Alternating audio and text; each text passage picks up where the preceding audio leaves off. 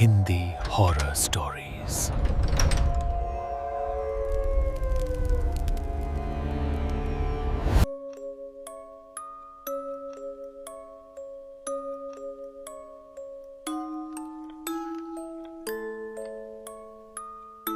मेरा नाम अयाज है। रेलवे में चार्जिंग इंस्पेक्टर हूँ। जिंदगी भर अलग अलग स्टेशनों पर काम किया, पर ऐसी पोस्टिंग पहले कभी नहीं मिली थी। ये घटना है अजंता रोड रेलवे स्टेशन की, महाराष्ट्र के एक पुराने, लगभग भुला दिए गए स्टॉप की। यात्री गाड़ियां यहाँ रुकती कम थी, गुजरती ज्यादा थी, और शायद इसी सुनसानपन की वजह से ये जगह किसी और ही दुनिया से भी जुड़ी लगती थी। जिस दिन ज्वाइनिंग के लिए पहुंचा, शाम गहरी हो चुकी थी। स्टेशन मास्टर, जो कागजों में कुछ खोज रहा था, ने मुझे देखकर धीरे से कहा, आप नए इंस्पेक्टर? अच्छा है, बहुत अच्छा है। ये लो चाबी, क्वार्टर नंबर 5। ध्यान से रहना, रात को खिड़की मत खोलना। उसकी आंखें अजीब सी सुर्ख थीं, जैसे कई दिनों से सोया ना हो। मैंने हल्की हंसी में पूछ लिया, क्यों भाई, कोई बाघ शेर घूमता है क्या यहाँ? वो कुछ बोलता उससे पहले ही उसकी नजर मेरे जूतों पर पड़ी, फिर मेरे कपड़ों पर, और उसने सिर झुकाकर कहा, आप बहुत साफ सुथरे रहते हो लगता है। मैंने कहा, हाँ, मैं थोड़ा पाक साफ आदमी हूं, सफाई से है। वो एकदम चुप हो गया, जैसे कोई सोच उसके अंदर बैठ गई हो। मुझे समझ नहीं आया कि उसने ऐसा क्यों कहा। मैं चाबी लेकर निकल गया। क्वार्टर नंबर 5 स्टेशन से थोड़ा दूर पुराने रेलवे स्टाफ लाइन में था। छोटा सा घर, 2 कमरे, टूटा सा बरामदा, और चारों तरफ जंगली घास। पर सबसे ज्यादा ध्यान मेरे एक ही चीज पर गया। घर के अंदर असामान्य ठंड थी, जबकि बाहर गर्मी। मैंने खिड़की खोली तो धूल उड़ी। अंदर हल्की सी महक थी, नमी जैसी, पर उसके नीचे एक और गंध, किसी पुराने लंबे समय से बंद पड़े कमरे की। रात को सामान रखकर बाजार गया। वहां की पहली घटना मेरे लिए इशारा होनी चाहिए थी, पर मैं मूर्ख निकला। मैंने एक दुकान वाले से चाय मांगी। उसने पूछा, कहाँ ठहरे हो साहब? Quarter number 5। उसके चाय डालने का हाथ ठहर गया। उसने मेरी तरफ देखा और धीरे से पूछा, अकेले? हाँ। उसकी आवाज कांप गई। कब से रह रहे हो? आज का पहला दिन है। उसने एकदम राहत की सांस ली, जैसे कोई डर हट गया हो। ठीक है साहब, ठीक है, पहला दिन है, कुछ नहीं होगा। कुछ नहीं होगा? क्या मतलब? वो बोला नहीं, बस चाय थमाकर दूसरी तरफ देखने लगा। मैंने सोचा पगला होगा। उस रात में क्वार्टर लौटा। अंधेरा ऐसा था कि साफ कदम भी दिखाई न दे। कमरे में घुसते ही लगा किसी ने अभी अभी मेरे पीछे से खिड़की बंद की हो। मैंने लाइट जलाई। सब सामान्य, थोड़ी धूल, जमीन पर सूखे पत्ते, कोने में पुरानी मेज, और बस सोचा थकान है, चारपाई पर लेट गया। करीब मिडनाइट के आसपास मेरी खिड़की से टप टप की आवाज आई, जैसे कोई लंबी उंगली से शीशे को छू रहा हो। मैंने खिड़की के पास जाकर बाहर झांका। कोई नहीं था, बस सन्नाटा और पेड़ों की परछाइयां। अगली सुबह सब सामान्य। मैंने रात की बात भूलने की कोशिश की। दूसरी रात में रिकॉर्ड्स देख रहा था कि अलमारी अपने आप खुली, धड़ाम से। अंदर रखे मेरे कपड़े सारे नीचे गिर चुके थे, लेकिन अजीब तरह से, एक लाइन में। पहला कुर्ता, फिर काली पैंट, फिर सफेद शर्ट, बिल्कुल ऐसे रखे जैसे कोई उन पर झुककर, बहुत करीब जाकर उन्हें देख रहा हो। मैंने कमरे को खंगाला, चूहा तक नहीं मिला। उस रात में देर तक जागता रहा। करीब 1:50 बजे कमरे में तापमान अचानक गिर गया। ठंड नहीं, बर्फ जैसी सर्दी। ट्यूबलाइट झपकने लगी और कमरे के कोने में, सबसे अंधेरे हिस्से में, कुछ हल्का हिलने लगा। मानो कोई लंबा ढांचा दीवार से चिपक कर खड़ा हो और अपने पैर खींच रहा हो। मैं जर हो गया। उसकी ऊंचाई कमरे की छत जितनी, उसकी काया पतली असामान्य, मानो कोई इंसान की लंबाई को खींचकर कई फुट और बढ़ा दिया गया हो। मैंने डरते हुए पूछा, कौन है? कोई जवाब नहीं, पर उसका साया धीरे धीरे मेरे बिस्तर की तरफ बढ़ने लगा।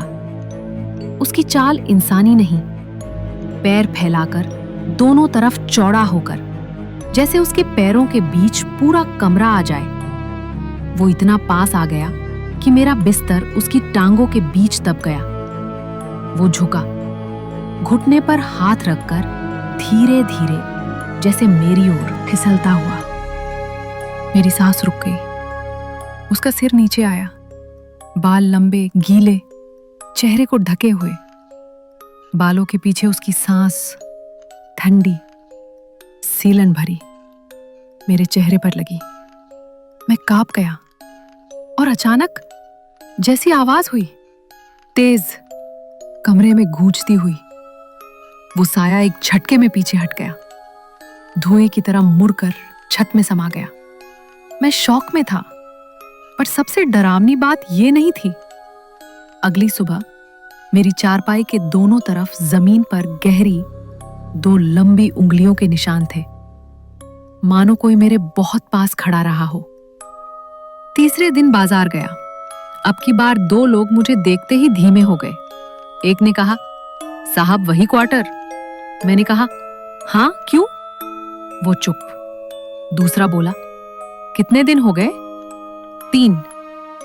दोनों एक दूसरे को देखकर सहम गए। पहला बोला, 3 दिन? अच्छा, अभी तो सब ठीक है। मैंने झुंझलाकर कहा, साफ साफ बोलना, क्या समस्या है? दुकानदार ने धीरे से कहा, साहब, उस क्वार्टर में कोई परिवार 1 हफ्ता भी नहीं टिकता।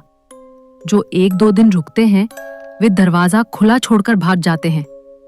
कुछ वापस नहीं लौटते। वापस नहीं लौटते मतलब?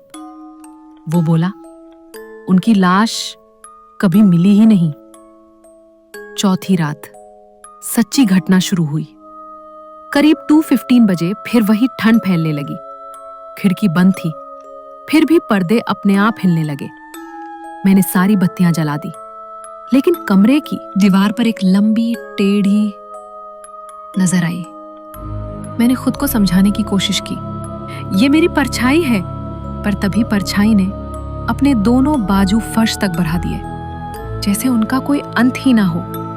और फिर उसकी गर्दन एक असंभव कोण पर धीरे धीरे मेरी तरफ मुड़ने लगी। मेरे पैरों के नीचे धरती खिसक गई। वो मुझे देख रही थी, लेकिन उसकी आंखें कहाँ थीं? चेहरा पूरा बालों से ढका, सिवाय 2 गहरे गड्ढों के। उन गड्ढों में हवा अंदर बाहर जा रही थी, जैसे कोई गले से सांस ले रहा हो। मैंने हिम्मत करके कहा, क्या चाहती हो?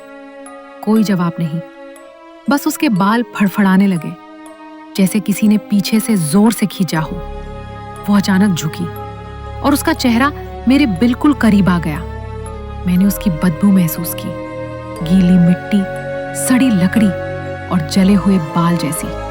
मैं मरने से पहले की उस घबराहट को आज भी महसूस कर सकता हूं। और फिर कमरे के दरवाजे के बाहर किसी ने धीरे से कहा, अंदर मत आना। आवाज मेरे पीछे से नहीं, उसके पीछे से आई थी। यानी कमरे में 2 अस्तित्व थे, एक परछाई, दूसरा कोई और। उस आवाज ने जैसे ही बोला, परछाई थम गई। उसकी उंगलियां मुड़कर पीछे हुईं और वो पीछे हटकर दीवार में समा गई। मैंने सारी रात आंख नहीं झपकाई। अगली सुबह मेरा दिमाग सुन्न था। मैं नहा धोकर क्वार्टर से बाहर निकला। शायद ताजी हवा कुछ राहत दे, लेकिन बाहर पूरा मोहल्ला किसी अनकही बेचैनी में डूबा लग रहा था। एक बूढ़ी महिला जो दरवाजे पर तुलसी को पानी दे रही थी, मुझे देखते ही भीतर चली गई। दूर 2 बच्चे गली में खेल रहे थे। मुझे देखते ही खेल बंद कर शांति से खड़े हो गए, मानो उन्हें सिखाया गया हो क्वार्टर नंबर 5 में रहने वाले आदमी से नजर मत मिलाना। मैं बाजार पहुंचा। आज माहौल और चुप था। दुकानदारों की बातें अचानक बंद हो जाती थीं जब मैं पास से गुजरता। चाय वाले ने मुझे देखते ही गहरी सांस ली। साहब, अभी भी रुके हो वहां? मैंने झुंझलाकर पूछा। हाँ, अब बताओ असली बात क्या है? वो काउंटर पर झुक गया, धीरे धीरे बोला, साहब, वहां कोई औरत है, पर औरत जैसी नहीं, बहुत पुरानी, बहुत लंबी और बहुत गुस्से वाली। आपके पहले जो लोग वहां आए 1 हफ्ते नहीं टिके। कई रातों की घटना के बाद वे या तो भाग गए या मर गए। मैंने गला सूखते हुए पूछा, मर गए? कैसे? वो बोला, कोई भी लाश सामान्य नहीं मिली। सबके पैर टूटे हुए, जैसे किसी ने उन्हें टांग कर उल्टा लटकाया हो, और गर्दन असामान्य तरीके से मुड़ी हुई, आंखों में बाल और शरीर पर उंगलियों के निशान, बहुत लंबी उंगलियां। मेरी रीढ़ में ठंड उतर गई। लेकिन तुम लोग रोकते क्यों नहीं? चेतावनी देते क्यों नहीं? चाय वाले ने मेरी तरफ ऐसे देखा जैसे मैं कोई अनजाना रहस्य हूं। साहब, हम रोकते हैं, हर नए अधिकारी को बताते हैं, पर कोई हमारी बात मानता नहीं, और जो मानता है वो वहां जाता ही नहीं। पर आप, वो थोड़ा झिझका, आप जैसे पाक साफ आदमी को शायद वो छू नहीं पा रही। मैं चुप हो गया। उसकी बात ने मेरे मन में एक नया डर बो दिया। अगर वो सचमुच छू नहीं पा रही तो वो कितनी कोशिश कर रही होगी। उस रात मैंने तय किया कि मैं क्वार्टर खाली कर दूंगा, किसी और जगह रह लूंगा, स्टेशन मास्टर से बात करूंगा। पर रात जैसे ही बढ़ी, कमरे की हवा फिर भारी होने लगी। बाहर का सन्नाटा भीतर तक घुसता जा रहा था। करीब 2:40 बजे फिर वही आवाज शुरू हुई, टप टप टप। इस बार खिड़की पर नहीं, छत पर, जैसे कोई अत्यंत लंबी उंगली छत को छूकर खींच रही हो। मैं डर कर चारपाई पर बैठ गया। तभी कमरे में एक तेज साया लहराया। कोने में, जहां सबसे ज्यादा अंधेरा था, वहां कुछ हिल रहा था। मैंने देखा, परछाई नहीं, एक लंबी औरत। मैंने उसकी ऊंचाई पहली बार साफ देखी। वो करीब 8-9 फीट की थी। टांगे इतनी फैली कि कमरे की चौड़ाई कम पड़ रही थी। उसकी बाहें घुटनों तक। उसका चेहरा बालों से भरा हुआ, पर बालों के अंदर से 2 चमकदार गड्ढे, जिनमें से हवा अंदर बाहर जा रही थी। मैंने कांपती आवाज में कहा, तू है कौन? अब की बार उसने जवाब दिया। घुटी खुरची हुई, बेहद दूर से आती आवाज, ये मेरा घर है। मैंने पीछे हटते हुए कहा, मैं चला जाऊंगा, बस जा। वो एक कदम आगे बढ़ी। उसके पैर मेरी चारपाई के दोनों तरफ टिके।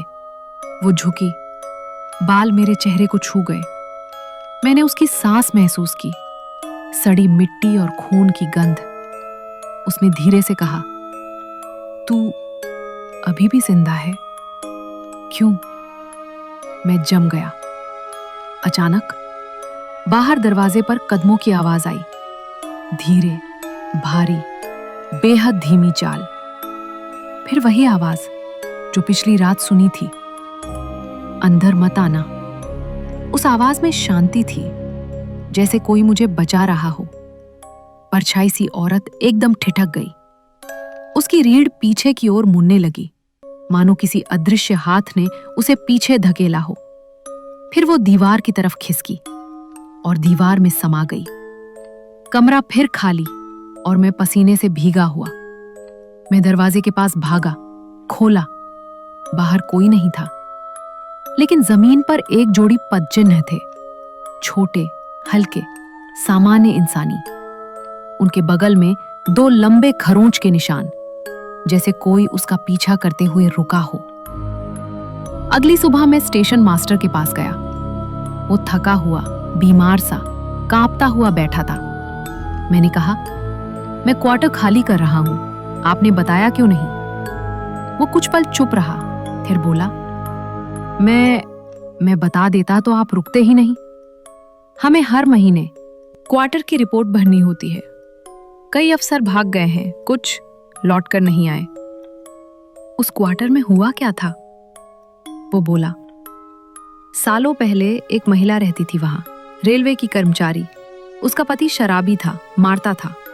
एक रात उसने उसे पीट पीट कर मारा और कमरे में लटका दिया, उल्टा। मेरी सांस रुक गई। कहते हैं उसकी गर्दन उसी वक्त 3 जगह से टूट गई, बाल खुल गए थे, लगभग छत तक लंबे, और रात भर उसका शव पंखे से टकराता रहता। मैंने धीरे से पूछा, और उसका पति? उसकी लाश घर के दरवाजे पर मिली, आंखें बाहर, पैर उल्टे मुड़े हुए। कोई भी तरीका मानवीय नहीं था, जैसे किसी ने उसे लटकाकर झकझोर दिया हो। मैं सन्न हो गया। और हर नए अफसर को वो क्यों तंग करती है? वो बोला, क्योंकि वो समझती है कि कोई उसके घर में घुस आया है। वो मर्दों से नफरत करती है। पर वो मुझे देखने लगा। पर आप जैसे पाक साफ लोग शायद उसकी पहुंच से बाहर होते हैं। वो गंदगी से पनपती है, गलाजत, धूल, पसीना, शराब। लेकिन आप उसमें पहली बार राहत की सांस ली। आपकी वजह से शायद वो आपको पूरी तरह छू नहीं पाई। उस रात मैंने फैसला कर लिया कि मैं क्वार्टर छोड़ दूंगा। सारा सामान बांध लिया, टॉर्च, कागज, फाइलें, सब। जैसे ही मैं बाहर निकलने लगा, कमरे की बत्ती बुझ गई। अंधेरा घना, दम घोटता हुआ। फिर खिड़की के पास कुछ लंबा सा हिला। टॉर्च जलाई, रोशनी उधर गई और मेरा दिल रुक गया। वो औरत खिड़की के बाहर उल्टी लटकी हुई थी। बाल नीचे गिरते हुए मेरे पैरों तक पहुंच रहे थे। चेहरा उल्टा, आंखों के गड्ढे मेरी टॉर्च की रोशनी में चमक रहे थे। धीमे से उसने कहा, भाग मत। उसकी आवाज सीधी मेरे सर में गूंजने लगी। 15 दिन तो हो गए, अब कितने और? मैं जड़ हो गया। टॉर्च मेरे हाथ से गिर गई। अगले ही पल वो खिड़की से अंदर फिसल आई। पतली, लंबी, असंभव आकृति, सांप की तरह। मैं भागने लगा दरवाजे की तरफ, पर उसका एक लंबा हाथ फर्श के ऊपर से मेरे एड़ी तक पहुंचा और मेरी एड़ी को हल्का सा छुआ, सिर्फ छुआ, और उसी पल वो पीछे हट गई, जैसे किसी चीज ने उसे जला दिया हो। उसकी आवाज कांप गई, गुस्से, नफरत और दर्द में। पाक, साफ। वो पीछे हटती चली गई, धीरे धीरे छत की तरफ, और फिर दीवार में समा गई। मैं भागता हुआ बाहर निकला, स्टेशन पहुंचा। रात भर वहीं बैठा रहा। सुबह होते ही मैंने नए क्वार्टर की अर्जी डाल दी। मैं आज 5 साल बाद ये कहानी लिख रहा हूं। नई जगह, नया शहर, पर आदतें वही। मैं आज भी पाक साफ रहता हूं, हर चीज चमकती हुई, हर कपड़ा ठीक, इत्र लगा हुआ। कभी कभी लगता है कि मेरी सफाई मेरी ही ढाल है, कभी कभी नहीं भी लगता, क्योंकि कई बार नई जगह भी रात के 2:15 बजे कमरे में हल्की ठंड फैल जाती है, और कभी कभी खिड़की के शीशे पर टप टप टप कोई लंबी उंगली से इशारा करती है। मैं खिड़की नहीं खोलता, पर फिर भी उसके बालों की गंध कभी कभी भीतर तक आ जाती है। मैं चाहता हूं ये सब वहम हो, पर 2 रात पहले मेरी चारपाई के नीचे 2 लंबे उंगलियों के निशान मिले, और दरवाजे पर खरोच का एक लंबा निशान, जिस पर लिखा था, अब भी पाक साफ